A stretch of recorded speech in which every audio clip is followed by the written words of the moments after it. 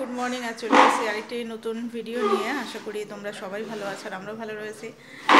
এখন হচ্ছে তাড়াহুড়োর মধ্যে আছি। এখন যাব হচ্ছে ডাক্তারের কাছে, কারণ ডাক্তার অলরেডি এসে পড়েছেন, 9টা বেজে গিয়েছে। তো আমরা যাই তাড়াতাড়ি, ওকে ডাক্তারটা তাড়াতাড়ি দেখিয়ে নিয়ে আসি। অনেক পেশেন্ট মানে অনেক বাচ্চা দেখানো হয়ে গেছে, তো আমরা আসলাম। তো এখন ফাঁকাই প্রায়, এখন নেই, মানে একজন ঢুকেছে, তারপরে তখন আমরা ঢুকবো। ধুলোবালি ওখানে হাত দেবে না। কেন হাত দিয়েছো? হাত দেবে না, দাওনি? আচ্ছা ঠিক আছে, তুমি গুড বয়, তুমি গুড বয়। তো আমরা এখন ছেলে ডাক্তার দেখানো হলো, এখন আসলাম হচ্ছে চিকেন নেওয়ার জন্য, কারণ ছেলে তো নিরামিষ খাচ্ছে না, মাছও খাচ্ছে না, চিকেন, ওই জন্য নেওয়া হলো। এই যে দাঁড়াও দাঁড়াও দাঁড়াও দাঁড়াও দাঁড়াও দাঁড়াও দাঁড়াও দাঁড়াও দাঁড়াও দাঁড়াও, মুরগিগুলো ভয়ও পাচ্ছে, আবার সামনেও যাবে, ওর এমন অবস্থা, বুঝেছ? দুষ্টামি করছে ওর দাদার সাথে, নিজে তো ধরতে পারছে না, ওর দাদাকে দিয়ে ধরাচ্ছে। কেমন অবস্থা।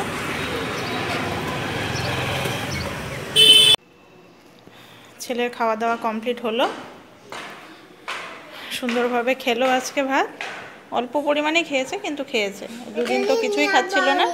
হ্যাঁ, ব্যাটারি নিয়ে আসতে হবে পিয়ানোতে ব্যাটারিটা শেষ হয়ে গেছে, তো ওই জন্য। তো ডাক্তার দেখিয়ে তো আসা হলো, তো ডাক্তার অ্যালার্জির ওষুধ দিল একটা, আর তার সাথে একটা ভিটামিনের ওষুধ দিল, যেটাতে ওর খিদেটা একটুখানি ঠিকঠাকভাবে পাবে। মেনলি বললো ওয়েদারের জন্যই হয়েছে, আর এর অ্যালার্জিরও একটু দোষ রয়েছে, যার জন্য এই মানে ঠান্ডা থেকে যখনই গরম গ্রীষ্মকালটা পড়ে তখনই ওর চোখগুলো হয়ে যায় লাল, তার সাথে এই যে হাঁচি হতেই থাকে, অ্যালার্জির দোষ, ডাস্ট অ্যালার্জি। তো চলো ওকে নিচে দিয়ে আসি, তারপরে তখন আমিও একটু খাওয়া দাওয়া করবো, আর স্নান করতে হবে। আমারও স্নান কমপ্লিট হয়ে গেছে। এদিকে এই যে ছেলেকেও পরিষ্কার করে দিলাম, ওকে স্নান করালাম না, গা হাত পা ভালো করে মুছে দিয়েছি। তো এখন ওকে খাওয়াতে বসাবো। তো সকালবেলা তো খেলো ঠিকঠাকভাবে অনেকটাই, তো এখন ওর জন্য চিকেন করা হয়েছে, এখন ওকে চিকেন রান্না করেছে মনাদি, তো চিকেনটা দিয়ে এখন ওকে খাইয়ে দেবো। আসলে মাছও খাচ্ছে না, আর ডিম তো খাইই না, আর ডিম দেবও না, কারণ ওর অ্যালার্জির প্রবলেম হয়ে গেছে। তো যার জন্য চিকেনটা দিয়েই খাক, মানে অ্যাটলিস্ট যেটা দিয়ে খাচ্ছে সেটাই ওর জন্য আনা হয়েছে। কিছুটা চিকেন রেখে দেওয়া হয়েছে, কালকে ওর জন্য আবার রান্না করা হবে। চলো ছেলেকে এখন খাইয়ে দিই, তারপরে তখন বাদ বাকি। আজকে দুপুরে রান্না হয়েছে চিকেন, তো ছেলের জন্য চিকেন আনা হয়েছে, তো তার সাথে আমাদের জন্য অল্প করে রান্না করা হলো। তো ছেলে তো খেলো আজকে ঠিকঠাকভাবে, তো চলো এখন আমিও খেয়ে নিই। গুড ইভিনিং বন্ধুরা। তো ছেলেকে এখন খাওয়াতে বসালাম স্যারেল্যাক, এই যে স্যারেল্যাকটা বানিয়েছিলাম ওটস দিয়ে, কিন্তু ও খেলো না, তো কেক খাবে বলছে। তো যাই হোক, একটা কিছু পেটে যাক। ভাত তো খেয়েছে আজকে ঠিকঠাকভাবে, তো কেকটাই খাচ্ছে। খাও বাবা খাও, নষ্ট হয়ে যাবে, খাও খাও, আস্তে আস্তে আস্তে আস্তে খাও। তো আমি এখন এদিকে লাইটগুলো দিয়ে দিই, লাইটগুলো দেওয়া হয়নি। এই যে এখানে একটা প্যাকেট ফেলে রেখেছে, এখানে ওর অ্যানিমালসগুলো থাকে, বাইরের লাইটটা দিই।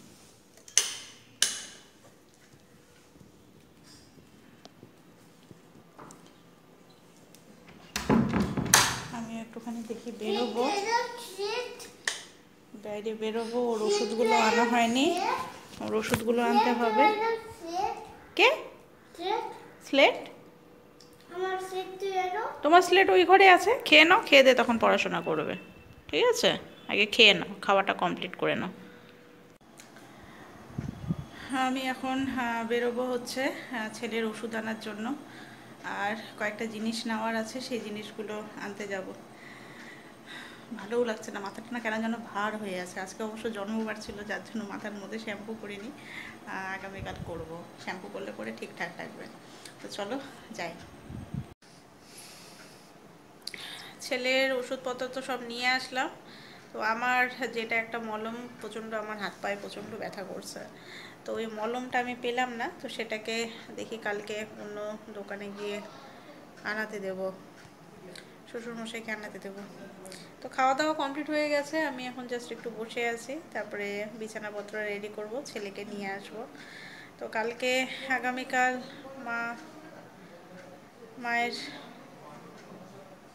যাওয়ার ডেট আগামীকাল 8টার দিকে ফ্লাইট আছে, 8টা 10 মনে হয় ফ্লাইট। তো মারা ছটার দিকে বেরোবে, 6টার দিকে বাবা দিয়ে আসবে এয়ারপোর্টে। তো দিদি, জামাইবাবু আর মা যাচ্ছে। আবার আগামীকাল আবার বরের জন্মদিনও আছে। তো জন্মদিন বলতে ওই বাড়িতে ছোট করে ও একটু বন্ধুবান্ধবদের নিয়ে একটু সেলিব্রেট করে, তো সেটাই করবে। তো যদিও মন মেজাজ তো আমার এক ফোঁটাও ভালো নেই, জানি না কতদূর কি হবে না হবে। মাকে নিয়ে টেনশানে থাকি সব সময়। তো মার পেট সিটি স্ক্যান মনে হয় কালকেই হবে সম্ভবত, কারণ মারা তো 12টার মধ্যে নেমে যাবে চেন্নাইতে। কালকেই তো হওয়ার সম্ভাবনা আছে, দেখা যাক। কালকে যদি না হয় তাহলে একদিন পরে হবে। আর ভাইকে আসতে বলা হয়েছে, ভাইকে ইনভাইট করেছে বর, তো ভাই হয়তো আসবে কালকে। আর কালকে যেটুকুনি যা হবে না হবে সেটা তোমাদের সঙ্গে শেয়ার করব।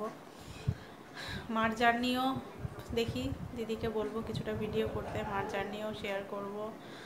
আর বাড়িতে বড় যেটা জন্মদিন আছে ওইটুকুনিও দেখি শেয়ার করব তোমাদের সঙ্গে সমস্তটাই। তো চলো বন্ধুরা, আজকের ভিডিওটা এখানেই শেষ করছি। নেক্সট ভিডিওতে আবার দেখা হবে তোমাদের সাথে।